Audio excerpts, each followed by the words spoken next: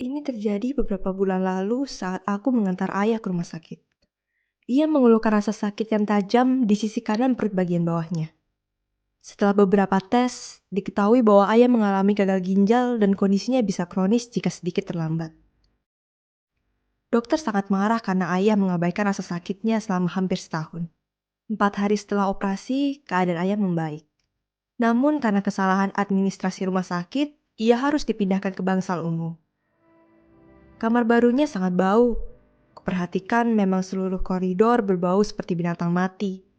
Dan dari salah satu pasien yang pulang, kami tahu bahwa bau itu berasal dari seorang penderita tumor yang muntah di lantai koridor pagi itu.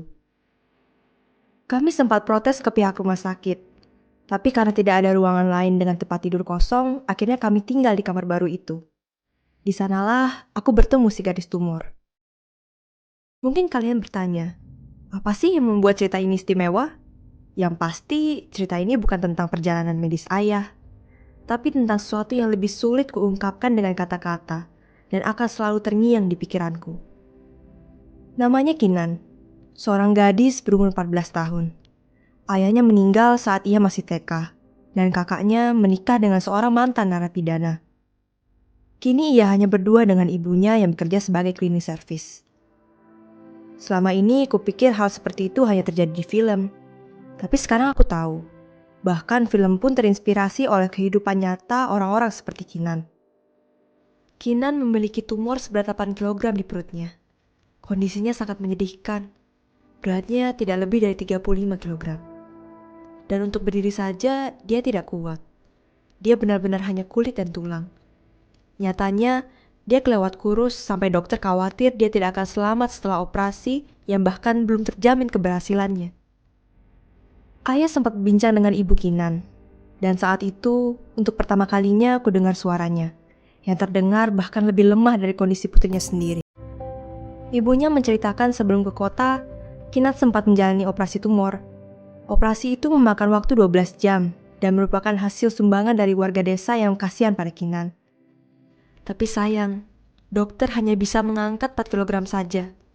Jenis tumor Kinan pada akhirnya akan tumbuh kembali, dan kali ini ukurannya 2 kali lipat lebih besar dan semakin berbahaya.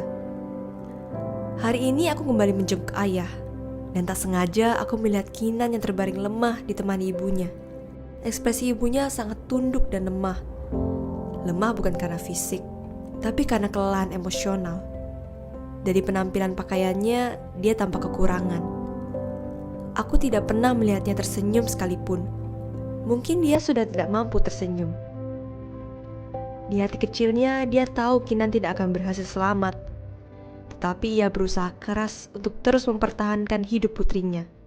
Setidaknya untuk beberapa hari, atau beberapa bulan, atau jika memungkinkan, selamanya. Kinan memiliki pipa panjang yang dimasukkan melalui lubang bawah dan saluran kemihnya, karena pembuangan normal sudah tidak memungkinkan untuk kondisinya. Dia terlalu lemah bergerak. Ibunya memberitahu bahwa tumornya sudah menyebar ke seluruh perutnya, sehingga tidak ada tempat untuk makanan ataupun air. Apapun yang masuk akan keluar. Dia bahkan tidak bisa menampung setetes air dalam dirinya. Bau busuk di bansalnya berasal dari cairan yang dikeluarkan tubuhnya melalui pipa. Semua isi perutnya sudah terinfeksi dan perlahan membusuk dalam dirinya. Pada hari ayah keluar dari rumah sakit, beberapa dokter spesialis datang untuk memeriksa Kinan dan berbicara tentang mengambil risiko mengoperasi Kinan untuk kedua kalinya.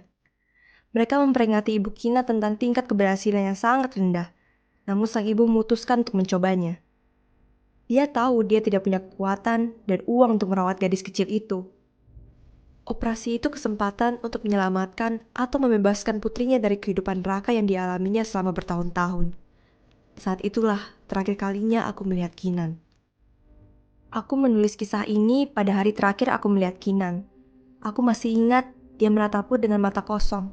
Tapi aku tahu mata itu penuh mimpi. Dia melihat semua kesulitan yang dialami ibunya. Tapi dia tidak bisa mengatakan, aku akan baik-baik saja. Aku akan sembuh dan kita akan bahagia lagi.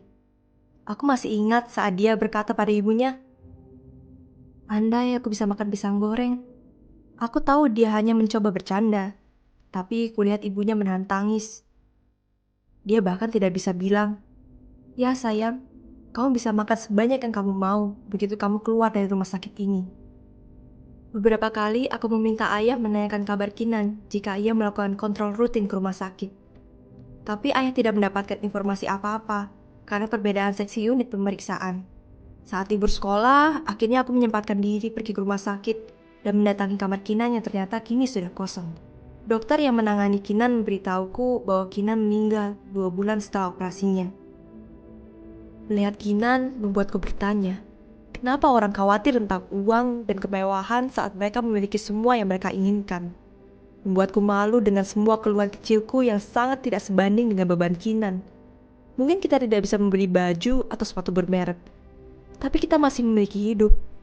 Senang, sedih, dan apapun di antaranya. Tapi tahukah kamu, Kinan tidak pernah punya kehidupan. Dia kehilangan ayahnya di usia 5 tahun. Dia berjuang melawan tumor saat gadis lain seusianya bermain, tertawa, mengobrol tentang cinta, pergi ke sekolah, dan memimpikan masa depannya. Sungguh, kebahagiaan itu sebenarnya sederhana.